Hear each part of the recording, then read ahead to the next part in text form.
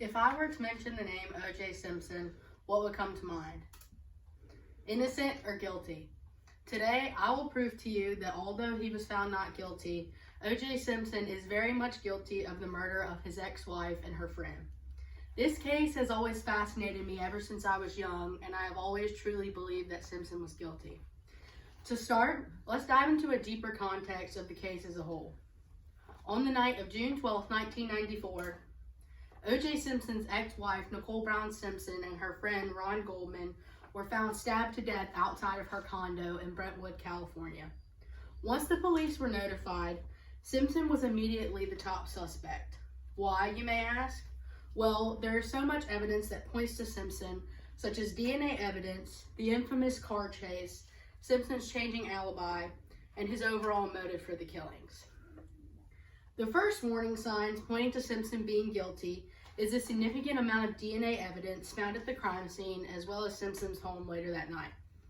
According to News 1, during the trial, the prosecution brought forth major pieces of evidence such as bloody shoe prints that matched the exact shoes Simpson was wearing the night of the murders, multiple hair follicles that were tested and proven to belong to Simpson, and at Simpson's home, police found a glove that matched the exact pair of the one that was laying by the body of Ron Goldman after he was murdered. The next piece of evidence that points to O.J. Simpson being guilty is the infamous car chase. Now you may be wondering, what car chase are you talking about?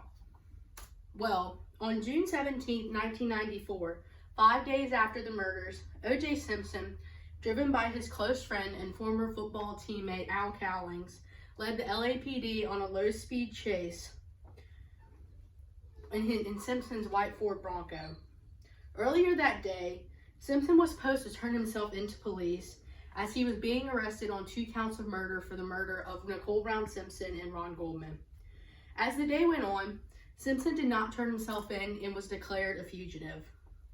The only reason the chase was low speed was because as the chase went on, the LAPD were notified that Simpson was in the back of the car and had a gun to his head.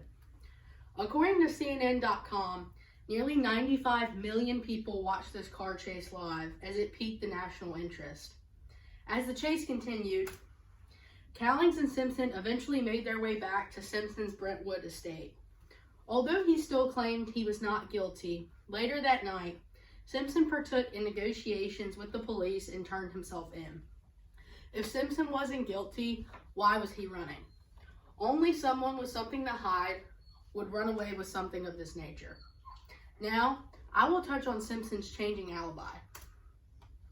When the trial began, Simpson initially stated that at the frame time of the murders, he was asleep.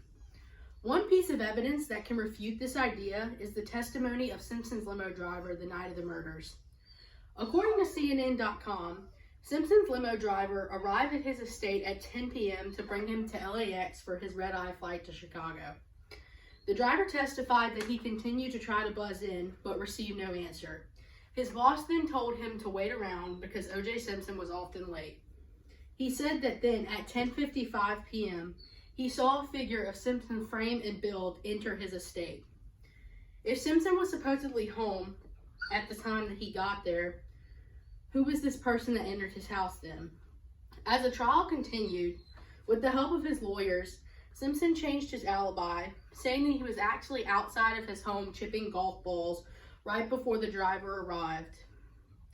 But he went inside and fell asleep. One idea to keep in mind is that O.J.'s defense, nicknamed the Dream Team, was made up of powerful and influential lawyers, including the likes of Robert Shapiro, Robert Kardashian, Johnny Cochran, F. Lee Bailey, and many others. With this powerful team of lawyers, Simpson could have seemingly done anything and gotten away with it. On top of this change of alibi, Simpson's potential motive was also too strong not to consider. According to the prosecution, Simpson had many a motive to kill his ex-wife. The night of the murders, Simpson joined his family for his daughter's dance recital, only to not be invited to dinner after, which was used as an example of a trigger of his rage. According to CNN.com, O.J. regularly stalked Nicole after their romantic relationship was over because he was angry that she did not want to get back with him. One final nail in the coffin is that years later, in 2007, O.J. Simpson released a book called If I Did It. In this book, he still maintains his innocence, but proceeds to tell readers that if he had actually been the killer, this is how he would have done it, and continues to explain step by step as to how he would have carried out the killings. I personally believe that this was him trying to clear his name, but it obviously did not work. After being presented with loads of concrete evidence, I will let you decide if you think Simpson is guilty. I hope through this presentation of the facts, you too believe that Simpson is guilty.